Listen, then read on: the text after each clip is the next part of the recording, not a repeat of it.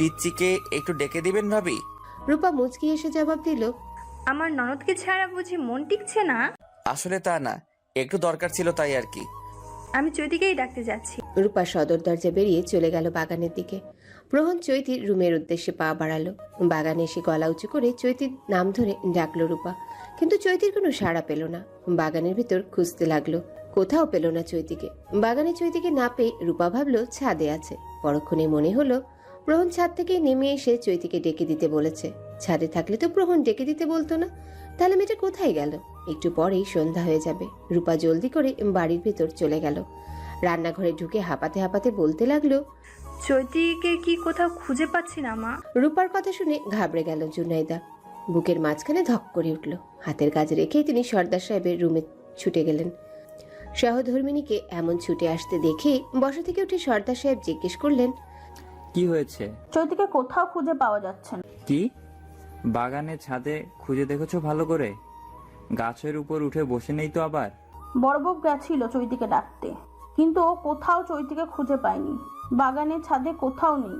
চিন্তায় কপালে ভাঁজ পড়ল সর্দার সাহেবের। মাথায় হাত রেখে স্তব্ধ হয়ে বসে পড়লেন। জুনাইদা দ্রুত রুম থেকে বেরিয়ে গেলেন। জুনাইদার পেছনে পেছনে সর্দার সাহেবও গেলেন। জুনাইদা সবাইকে ডেকে নিয়ে গেলেন চৈতিকে খোঁজার জন্য। আর যদি মেয়েটা নিজে থেকে লুকিয়ে থাকে, খুঁজে পেলে ঠাটিয়ে এক চর খাবে আমার হাতে। মনে মনে কথাগুলো বললেন জুনাইদা। বেশ খানিকক্ষণ খোঁজার পরও চৈতির দেখা মিলল না। এত সময় পরও চৈতিকে রুমে আসতে না দেখে রুম থেকে বেরিয়ে আসলো প্রহন। বাড়ি ফাঁকা, কেউ নেই। ভ্রু কুচকে গেল প্রহনের। হঠাৎ করে সবাই গেল কোথায়? বাইরে থেকে চিল্লাচিল্লির শব্দ পেয়ে সেখানে যায় প্রহন। আব্বু, আমাকে গাছের উপর থেকে নামাও। আচমকা চৈতির গলার স্বর শুনে সবাই চুপ হয়ে যায়। সবাই গাছের উপরে দেখতে থাকে। প্রহনের চোখ পড়ে চৈতি যে গাছে ঝুলিয়ে আছে সে গাছের মগ ডালে। বিচলিত কণ্ঠে প্রহন বলে উঠল, পিচ্চি, এত উপরে উঠছো কেন? শক্ত করে গাছের ডাল চেপে ধরো, ভয় পেও না। প্রহনের দৃষ্টি অনুসরণ করে সবাই চৈতির দিকে তাকালো। সর্দার সাহেবের বুকের উপর থেকে যেন ভারী পাথর সরে গেল। ফোঁস করে একটা নিঃশ্বাস ছাড়লেন তিনি। প্রহন নিচে থেকে চৈতিকে গাছ থেকে নামানোর কৌশল শিখিয়ে দিচ্ছে। সেনাবাহিনীর সদস্য হওয়ার ফলে এইসব ট্রেনিং তার নেওয়া হয়েছে। প্রহনের কথা মতো চৈতি মগডাল থেকে অনেকটাই নিচে নেমে আসে। ভয়ে যান যায় অবস্থা। মনে মনে সে প্রতিজ্ঞা করেই ফেলেছে আর জীবনে এত বড় গাছে উঠবে না। গাছের গোড়ার কাছাকাছি আসতেই হাত ফসকে পড়ে যায় চৈতি। পড়ে যাওয়ার সময় গলা ফাটিয়ে বলে, মাটিতে পড়লেই মরে যাব আমি, আমাকে ধরো। চৈতির কথা সবাই বুঝে ওঠার আগেই ধপ করে মাটিতে পড়ে গেল। সবাই হতভম্ব হয়ে তাকিয়ে আছে চৈতির দিকে। সর্দার সাহেব ছুটে এলেন মেয়ের কাছে। বাবাকে দেখে আহ্লাদে কেঁদে উঠল চৈতি। গাল ফুলিয়ে নাক টেনে টেনে কান্না করছে। প্রহন আরেক দফা অবাক হয়ে কান্নারত চৈতিকে দেখছে। সর্দার সাহেব পরম মমতায় চৈতিকে দাঁড় করিয়ে বুকের মাঝে শক্ত করে চেপে ধরলেন।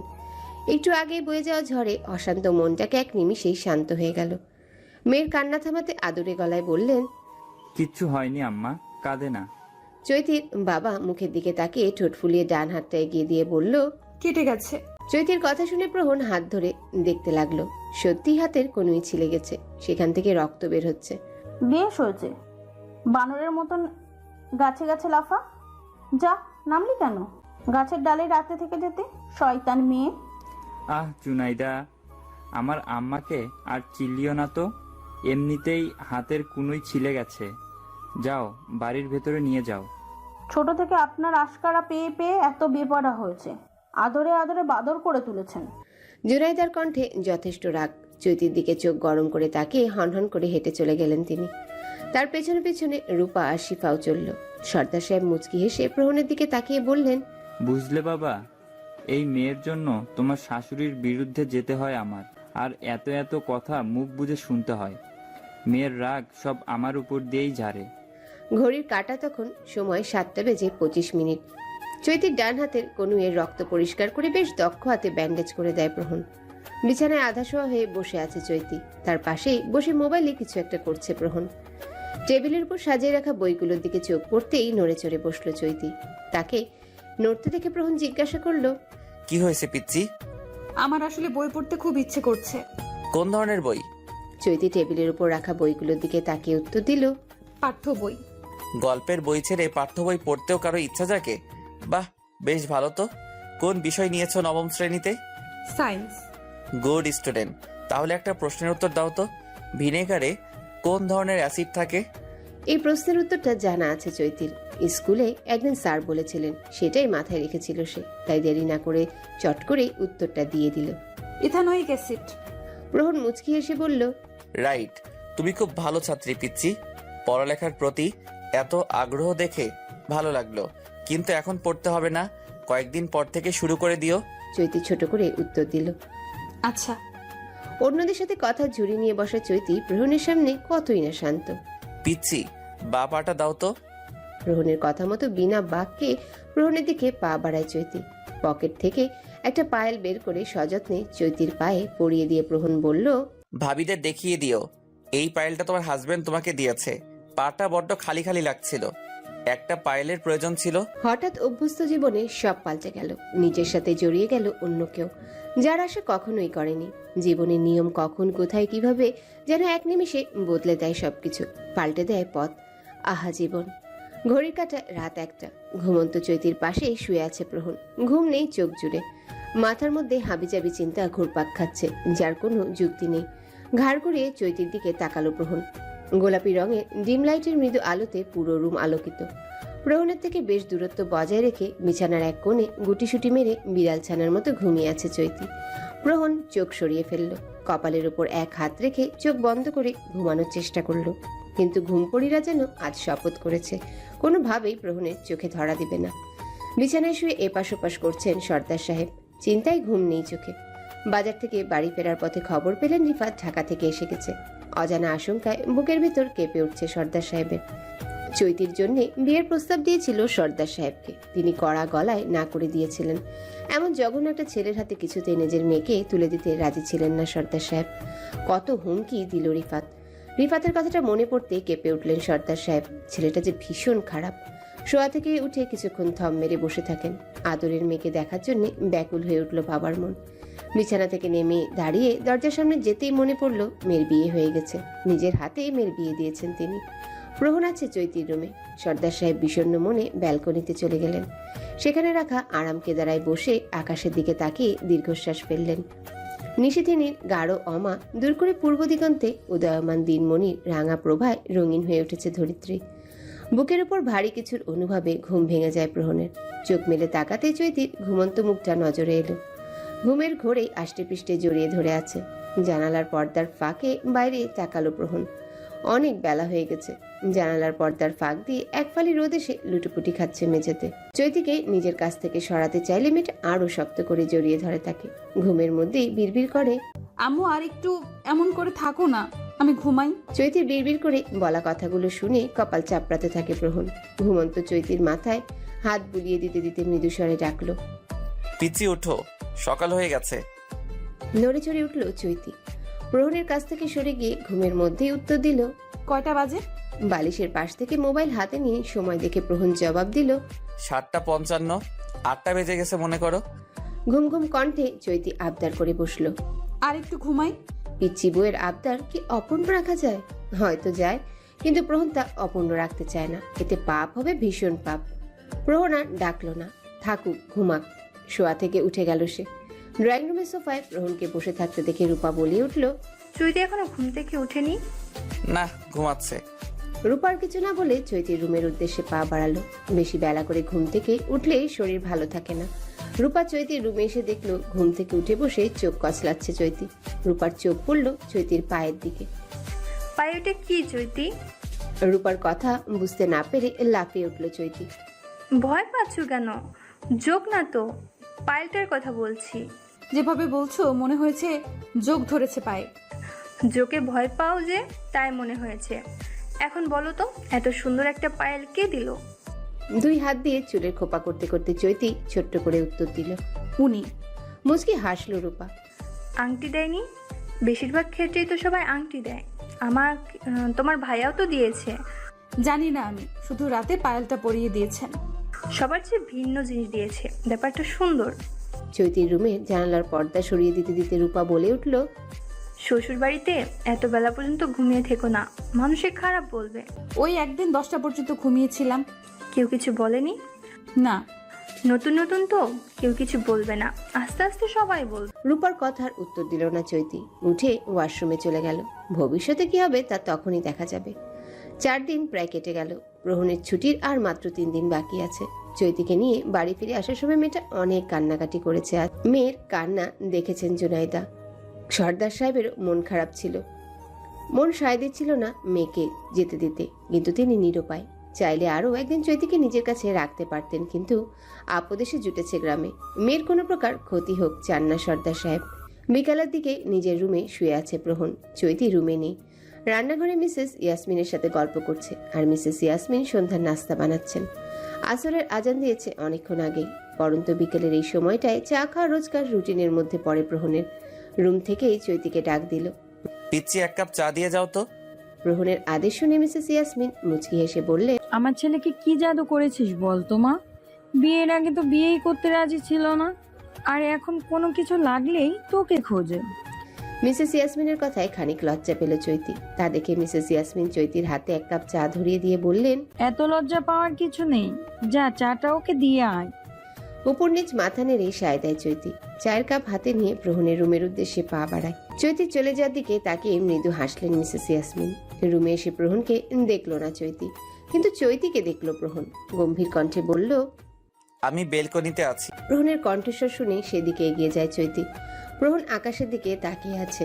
চায়ের কাপটা এগিয়ে দিয়ে বলল, আপনার চা। চৈতির হাত থেকে চায়ের কাপটা নিয়ে তাতে চুমুক দিতে ঠোঁটা জিহবা পুড়ে যায় প্রহনের। তা দেখে হেসেই কুটি কুটি হচ্ছে চৈতি। চৈতির হাসি দেখে ভ্রুকুচকে চৈতির দিকে তাকালো প্রহন। হাত দিয়ে ঠোঁট মুছতে মুছতে জিজ্ঞাসা করলো, এত হাসার কি আছে? প্রহনের প্রশ্ন শুনে চৈতিও প্রহনকে প্রশ্ন ছুড়ে মারে। ফোনা দিয়ে গরম গরম চা একেবারে খাওয়ার কি আছে? বাহ, কি প্রশ্ন! গরম গরম চা খাওয়ার অভ্যাস আছে আমার, আর চা গরমই খাই, ঠান্ডা না। চৈতি বেলকনি থেকে চলে যেতে যেতে বলল, অতিরিক্ত কোনো কিছুই ভালো না। চৈতির বলা কথাটা শুনে চুপ হয়ে গেল প্রহন। মেয়েটা কত বড় একটা সত্যি বলল। আসলে কোনো কিছু নিয়ে অতিরিক্ত বাড়াবাড়ি করা উচিত না। চৈতির বলা কথাটা শুনে বেশ কিছুক্ষণ থম মেরেছিল প্রহন। কেন জানি কথাটা তার মন ছুঁয়ে গেছে। সন্ধ্যায় প্রহনকে বাইরে বের হতে দেখে মিসেস ইয়াসমিন বললেন, ফেরার সময় তোর পিচ্চি বউয়ের জন্য চকলেট নিয়ে আসিস। প্রহন মায়ের দিকে তাকিয়ে বলল, তুমি না বললেও নিয়ে আসতাম। কত মহব্বত বইয়ের প্রতি! বিয়ের জন্য তো রাজি হতে চাইছিলি না, বিয়ের 2 দিনে এত মহব্বত বইয়ের প্রতি, এত ভালোবাসা। ভুল বলছো, ভালোবাসা না, এইসব আমার দায়িত্বের মধ্যে পড়ে।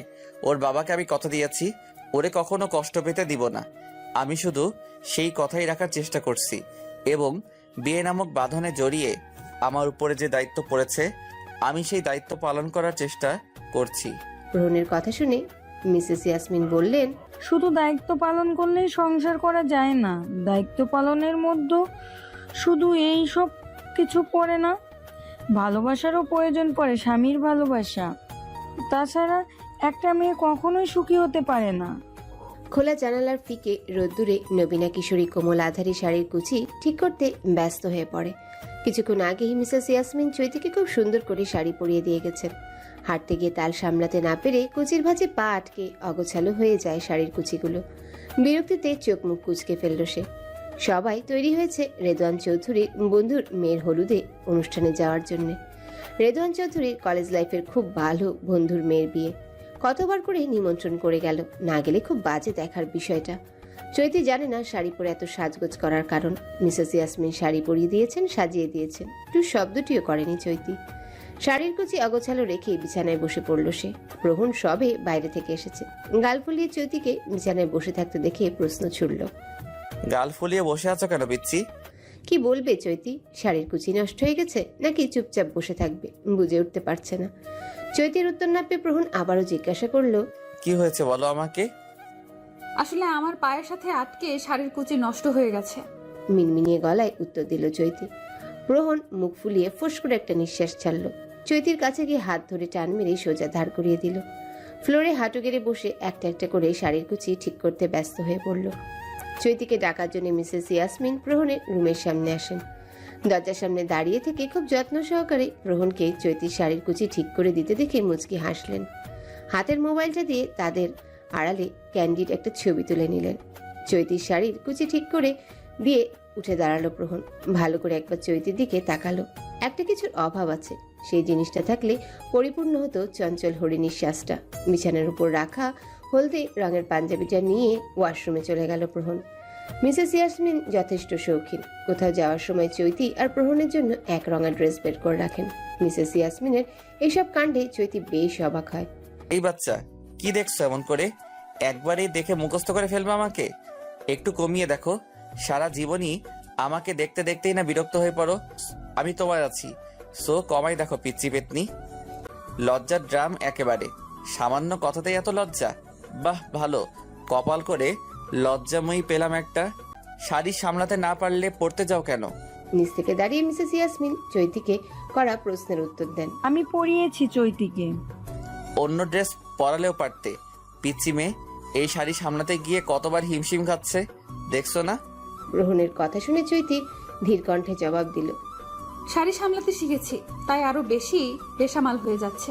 মায়ের দিক থেকে চোখ ফিরিয়ে চৈতির দিকে তাকালো গ্রহণ। শাড়ি সামলাতে হবে না, অন্য ড্রেস পরে আসো যাও। শাড়ি না সামলাতে পারলে আপনাকে সামলাবো কি করে? গ্রহণকে চুপ করে চলে যেতে দেখে মনে মনে হাসলো চৈতি। যাক, চুপ করিয়ে দেওয়া গেল। গাড়ি করে যাওয়ার সময় প্রহনের চোখে পড়ে সেই কাঙ্ক্ষিত জিনিসটা, যে জিনিসটার কারণে তার চলচল হরিণীর সাজ অসম্পূর্ণ রয়ে গেছে। গাড়ি থেকে নেমে ফুটপাতের পাশে অবস্থিত দোকান থেকে তাজা গোলাপ আর বেলি ফুলের গাজরা কিনে পাঞ্জাবির পকেটে ঢুকে আবারও গাড়ির কাছে ফিরে আসে। চৈতির পাশে বসে ফেসবুকে নিউজ ফিড স্ক্রল করছে প্রহন। কৌতূহলী চৈতি হঠাৎ প্রহনকে জিজ্ঞাসা করে ওঠে, কোথায় যাচ্ছি আমরা? মোবাইলের স্ক্রিনের দিকে তাকিয়ে থেকে প্রহন উত্তর দিল, আব্বুর বন্ধুর মেয়ের বিয়েতে।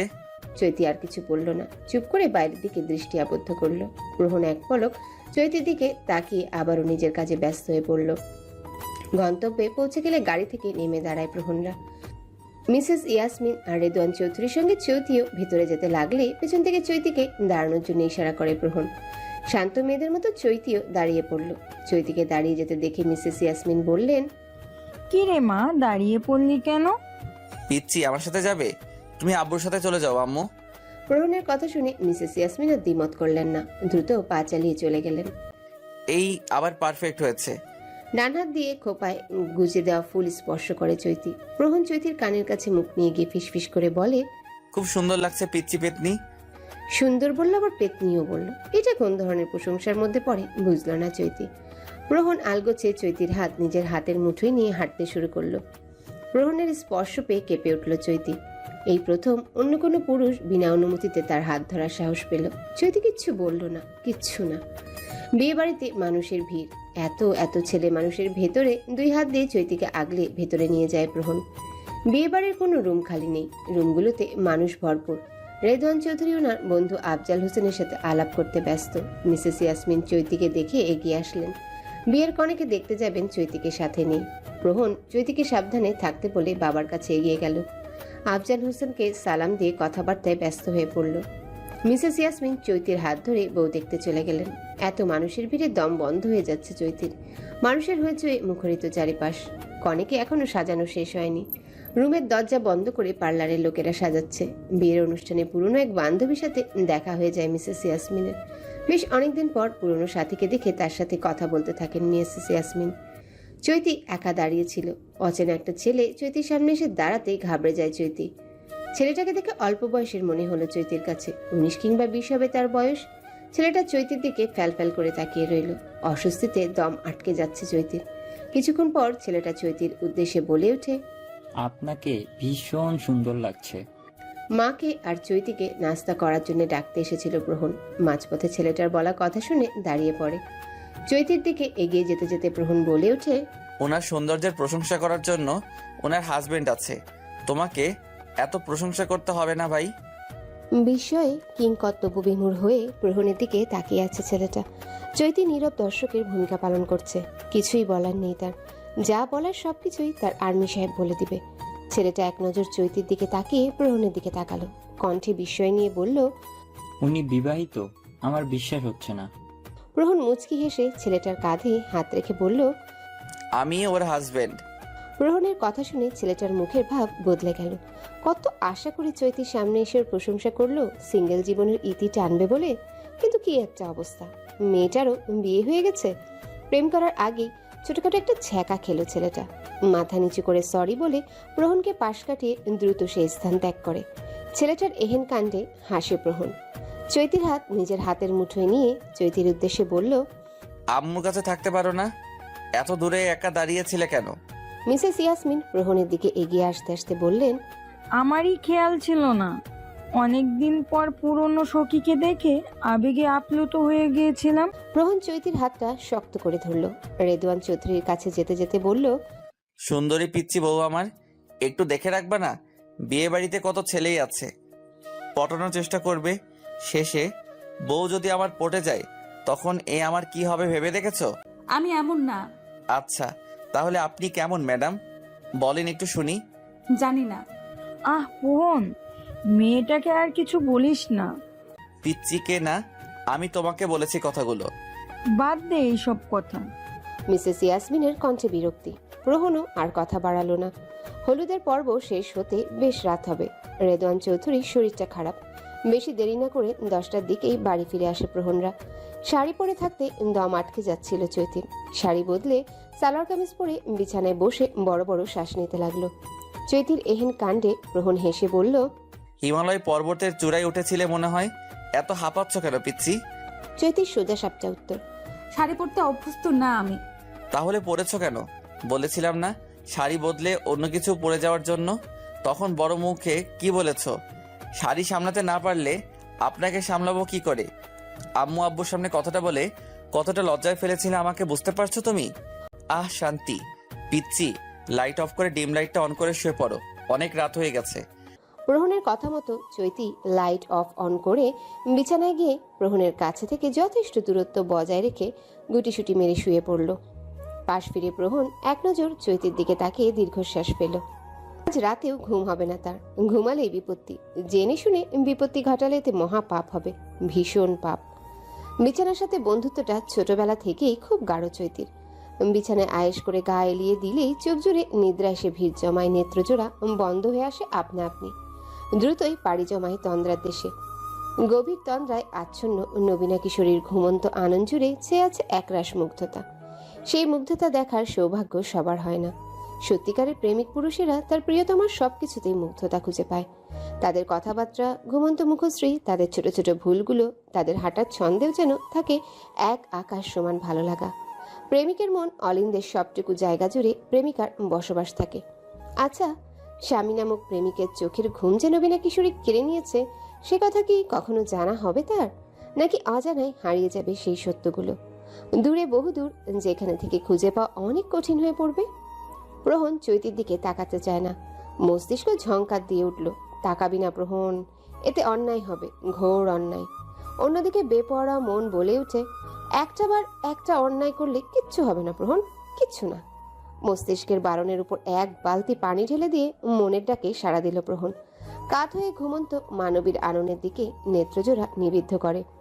মন এক প্রশান্তিতে শান্ত হয়ে ওঠে, আর মস্তিষ্কে ধপ করে আগুন জ্বলে ওঠে। আঁকিজোড়া বন্ধ করতেই দম আটকে আসে প্রহনের। নেত্রজুড়ে নিদ্রার আনাগোনাও নেই। শোয়া থেকে উঠে বসে প্রহন। ঘুম হবে না তার। কি এক অনলে জ্বলে পুড়ে ছারখার হয়ে যাচ্ছে প্রহন, সেই উত্তর জানা নেই তার। আজকাল নিজেকে বড্ড অচেনা মনে হয়। সেই গম্ভীর রাগী প্রহনটা যেন বিয়ের দিনই কোথায় হারিয়ে গেছে, বিলুপ্ত হয়ে গেছে প্রহনের কাছ থেকে।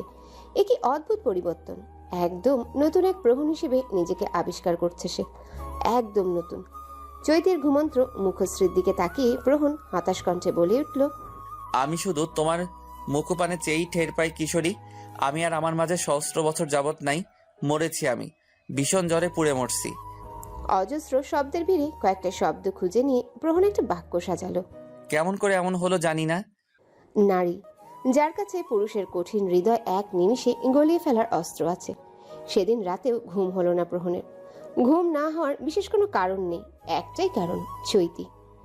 বিভাবরী সবে তমশ্রীর গাঢ় রেশ কাটে আদিত্যর রঙিলা প্রভায় মৃদু রঙিন হয়ে উঠছে। দক্ষিণা হাওয়া এলোমেলো হচ্ছে ঘুমন্ত মানবীর অবাধ্য চুল। ইচ্ছে করেই দক্ষিণের জানালাটা মেলে দিয়েছে প্রহন। পাখির কিচিরমিচির শব্দও শোনা যাচ্ছে। ভোর হয়েছে যে। প্রহন চৈতির দিকে এগিয়ে গেল। খুব যত্ন করে মাথায় হাত বুলিয়ে ঘুমন্ত চৈতিকে জাগিয়ে তোলার চেষ্টা করছে। প্রভাতের শান্ত স্নিগ্ধ পরিবেশের মতো কণ্ঠে চৈতিকে ডাক দিল, পিচ্ছি উঠো, ফজরের নামাজ আদায় করে নাও, উঠো পিচ্ছি। প্রহনের ডাক চৈতির শ্রবণেন্দ্রিতে পৌঁছাতেই ঘুম ভেঙে যায়। পিটপিট করে চক্ষুজোড়া মেলতেই প্রহনের মুখখানি এত কাছ থেকে দেখে ঘাবড়ে গেল চৈতি। প্রহন তা বুঝতে পেরে সরে দাঁড়ালো। হালকা কেশে গলা পরিষ্কার করে চৈতির দিকে না তাকিয়ে রাশভারী গম্ভীর কণ্ঠে বলল, উজু করে ফজরের নামাজ আদায় করে নাও। চৈতিকে কথাটা বলা শেষ করে রুম থেকে বেরিয়ে গেল প্রহন। তন্দ্রাভাব কাটেনি চৈতির। 2 হাত দিয়ে চোখ কসলাতে লাগলো। ঘুম ছাড়ানোর চেষ্টা। ঘুমের ঘোরেই হেলে দুলে হেঁটে ওয়াশরুমে চলে গেল। চোখের মধ্যে পানির ঝাপটা দিতেই ঘুম চলে গেল। নামাজ পড়ে শেষ করে বেলকনিতে যায়। চারদিকে এখনো আবছা আলোয় আলোকিত। সূর্য এখনো তেজ দেখায়নি তার। দেয়াল ঘড়িটা হঠাৎ করে টুংটুং আওয়াজ করতে থাকে। চৈতি রুমে আসে। সবে মাত্র সকাল 6টা বাজে। বেলকনিতে আবারও চলে গেল চৈতি। অন্তরিক্ষ জুড়ে নীলের আধিপত্য। মেঘ নেই বললেই চলে। আকাশ একেবারে পরিষ্কার। চৈতির হঠাৎ খেয়াল হলো, প্রহন সে কখন রুম থেকে বেরিয়ে গেল, এখনো ফেরেনি। কোথায় গেল? নিজের সাথেই নিজে প্রশ্ন করলো চৈতি। ওড়না দিয়ে মাথায় ঘোমটা টানলো। সর্দার সাহেবের শেখানো শিক্ষা, মাথায় কাপড় দেওয়া, অক্ষরে অক্ষরে পালন করার চেষ্টা করে চৈতি। রুম থেকে বেরিয়ে সিঁড়ি বেয়ে নামতে পা রাখতে যাবে, তখনই কেউ বলে ওঠে, কোথায় যাচ্ছ এত সকালে? চকিতে পেছনে ফিরে তাকায় চৈতি। কাউকে দেখতে পেল না। আবারও কানে ভেসে আসলো, তোমার ডান পাশের রুমের ভেতরেই আছি আমি। রুমে যাও পিচ্ছি। প্রহনের কথা শুনলো না চৈতি, বরং একটা আবদার করে বসলো। আপনার সাথে হাঁটতে নিয়ে যাবেন? সকালে এই সময়টায় খালি পায়ে হাঁটতে আমার ভীষণ ভালো লাগে। চৈতির কথার উত্তরে প্রহনের বেপরোয়া মন বলে ওঠে, মনে জমিনে খালি পায়ে দৌড়ে বেড়াচ্ছ, সে খবর রাখো চঞ্চলা হরিণী। স্নিগ্ধ সকালের নরম ঘাসের উপর চরণ ফেলে হাঁটতে ব্যস্ত কিশোরী। তার থেকে কিছুটা দূরে এক জায়গায় স্থির হয়ে দাঁড়িয়ে মুগ্ধ চোখে সেই চরণের দিকে তাকিয়ে আছে প্রহন। বেহায়ার মতো তাকিয়ে থাকতে ভালো লাগছে, ভীষণ ভালো লাগছে। ঘাসের উপর হাঁটতে হাঁটতে হঠাৎ করে বসে পড়ে চৈতি। প্রহন দ্রুত এগিয়ে আসে। ডান পায়ের তালু কেটে গেছে ধারালো কিছুতে। গলগল করে রক্ত ঝরতে শুরু করে। চৈতি অসহায় দৃষ্টিতে প্রহনের দিকে তাকায়। প্রহন ঘাসের উপর হাঁটু গেড়ে বসে দুর্বা ঘাস হাতের তালুতে ডলে নিয়ে চৈতির পায়ের কাটা অংশে চেপে ধরে। কিছুক্ষণ পর রক্ত পড়া বন্ধ হয়। প্রহন স্বস্তির নিঃশ্বাস ছাড়ল। চৈতির মুখের দিকে তাকিয়ে দেখলো মুখটা চুপসে গেছে, চোখে এখনো ভয়। প্রহন চৈতির মাথায় হাত বুলিয়ে দিয়ে বলল, কিচ্ছু হয়নি পিচ্ছি, সামান্য কেটে গিয়েছে, ভালো হয়ে যাবে, ভয় পেও না। প্রহনের আনন্দ থেকে নেত্রজোড়া সরিয়ে নেয় চৈতি। উঠে দাঁড়ানোর চেষ্টা করতেই কাটা জায়গায় টান খায়। তাল সামলাতে না